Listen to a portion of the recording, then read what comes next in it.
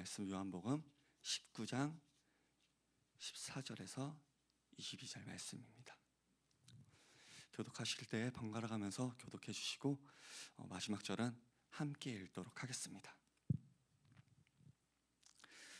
이날은 유월절의 준비일이요 때는 제6시라.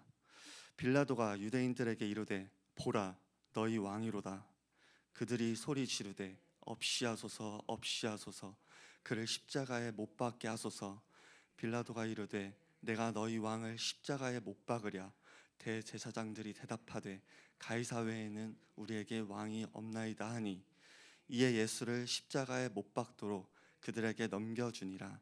그들이 예수를 맡음에 예수께서 자기의 십자가를 지시고 해골이라 하는 곳에 나가시니 그들이 거기서 예수를 십자가에 못 박을새 다른 두 사람도 그와 함께 좌우편에 못 박으니 예수는 가운데 있더라.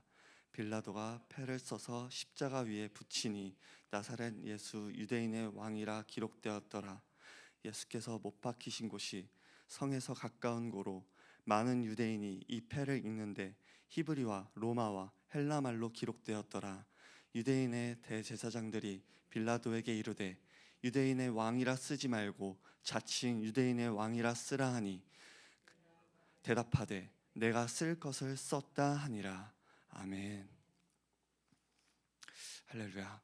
네, 오늘도 주님을 사모하는 마음으로 이 자리에 모이신 우리 성도님들 축복하고 환영하고 축복합니다. 오늘은 보라 너희의 왕이로다 라는 제목으로 말씀을 나누려고 합니다.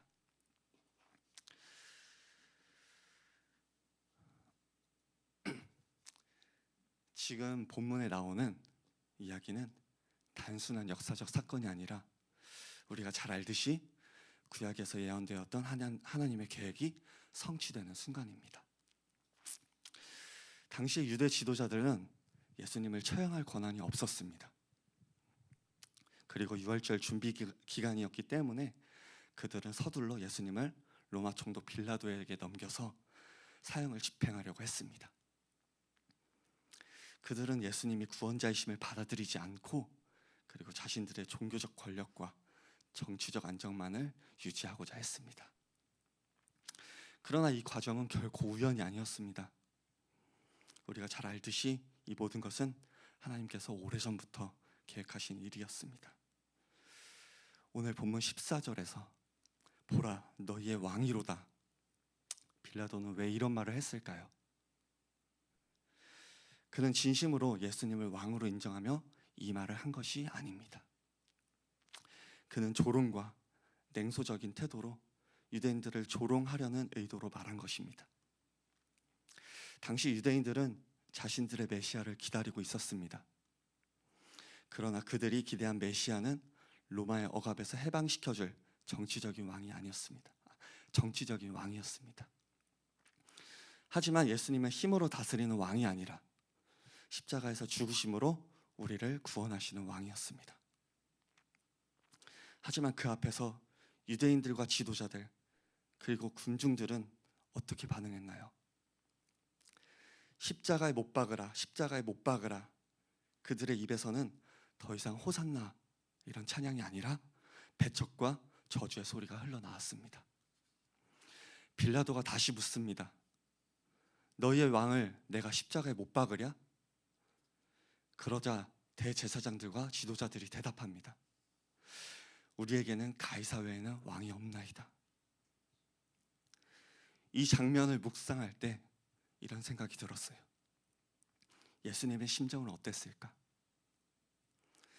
지금 악독의 말을 하는 그들을 위해 이 땅에 오셨고 그들을 구원하기 위해 십자가를 지고 그들이 받을 고통을 대신 감당하시는 예수님 앞에서 그들은 이 예수님을 조롱하고 죽이려고 합니다. 그들은 예수님을 버리고 세상의 권력을 택했습니다. 성도 여러분, 우리는 예수님을 믿는다고 말합니다.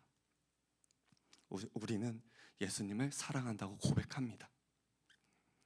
그러나 우리의 삶을 돌아볼 때 우리는 정말 예수님을 우리의 진정한 왕으로 모시고 살아가고 있는지를 생각해야 합니다.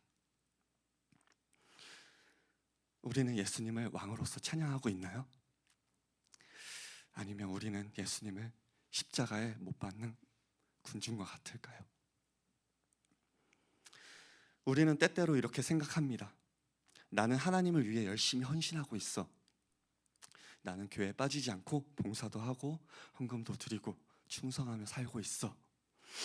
그러나 중요한 것은 이런 우리의 외적인 행위가 아닙니다. 중요한 것은 우리의 마음이 어디에 있는가입니다.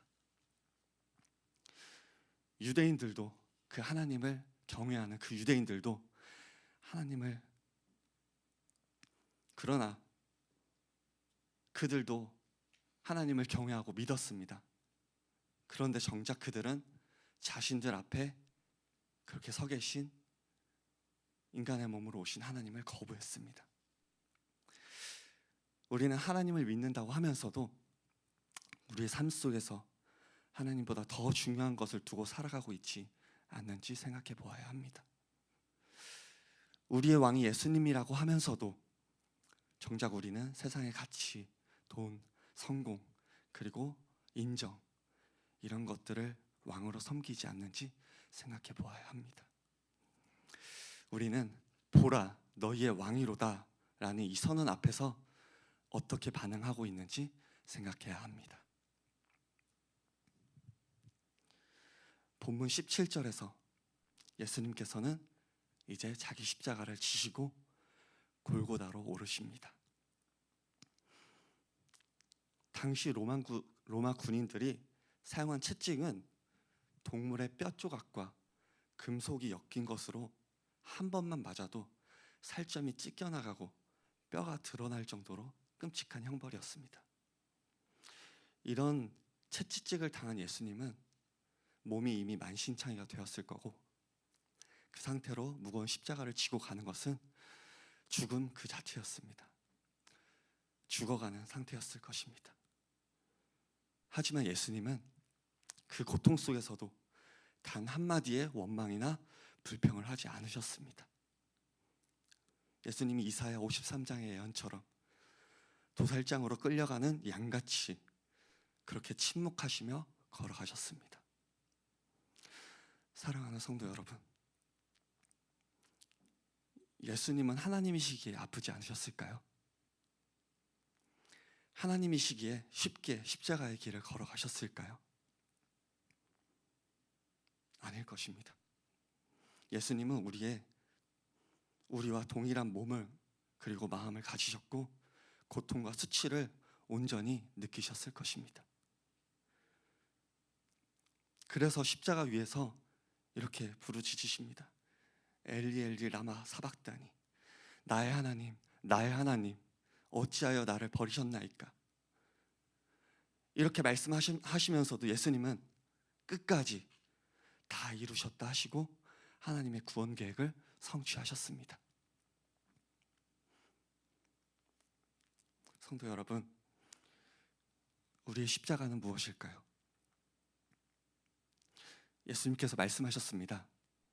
누구든지 나를 따라오려거든 자기를 부인하고 자기 십자가를 지고 나를 따를 것이니라. 아멘. 여러분의 십자가는 무엇입니까? 무엇을 짊어지고 예수님을 따르시겠습니까? 우리의 십자가는 때로 세상의 조롱과 멸시를 참아내는 것입니다. 때로는 세상의 편안함과 성공을 내려놓고 하나님의 뜻을 선택하는 것입니다.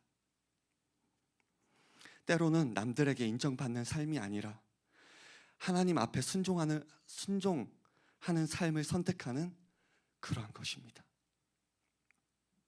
그러나 그 길은 우리 힘으로는 갈 수 없습니다. 예수님이 이미 그 길을 가셨기에 우리는 그분의 힘과 은혜를 의지할 때만 그 길을 걸어갈 수 있습니다. 말씀을 마치겠습니다. 보라 너희의 왕이로다 라는 이 선언 앞에서 우리는 결단해야 합니다. 우리가 진정한 왕으로 모실 분은 세상의 권력이 아니라 성공이 아니라, 인정이 아니라 십자가에서 우리를 위해 죽으신 예수님 한 분입니다. 오늘 우리의 마음 중심에 예수님을 왕으로 모시고 그분께서 지신 십자가를 기억하며 우리에게 주어진 각자의 십자가를 지고 기쁨과 감사로 살아가는 저와 여러분이 되시기를 소망합니다. 주님을 따르는 그 길에 하나님의 나라의 기쁨과 영광이 임하게 될 줄 믿습니다. 기도하겠습니다. 하나님, 오늘도 말씀을 통해 은혜 주시니 감사합니다. 저희가 이 말씀을 붙잡고 삶을 살아갈 때 예수님을 우리의 진정한 왕으로 모시고 살아갈 수 있도록 우리의 믿음을 새롭게 하여 주시옵소서. 세상의 가치와 유혹을 내려놓고 주님께서 지신 그 십자가를 기억하며 우리에게 주어진 십자가를 기쁨과 감사로 붙들고 나아갈 수 있도록 도와주시옵소서. 주님만을 의지하며 끝까지 포기하지 않고 끝까지 주님을 따르는 삶이 되게 하시고 그 길에서 하나님의 영광을, 그 기쁨을 경험할 수 있도록 저희의 삶을 인도하시고 이끌어 주시옵소서. 오늘 이 자리에 나와 각자 품고 있는 기도 제목들이 있습니다. 우리의 마음과 상황과 그 환경을 다 아시는 주님이실 줄 믿습니다. 우리가 그 십자가를 붙들고 기도할 때 주님께서 그 은혜와 사랑으로 응답하여 주실 줄 믿습니다.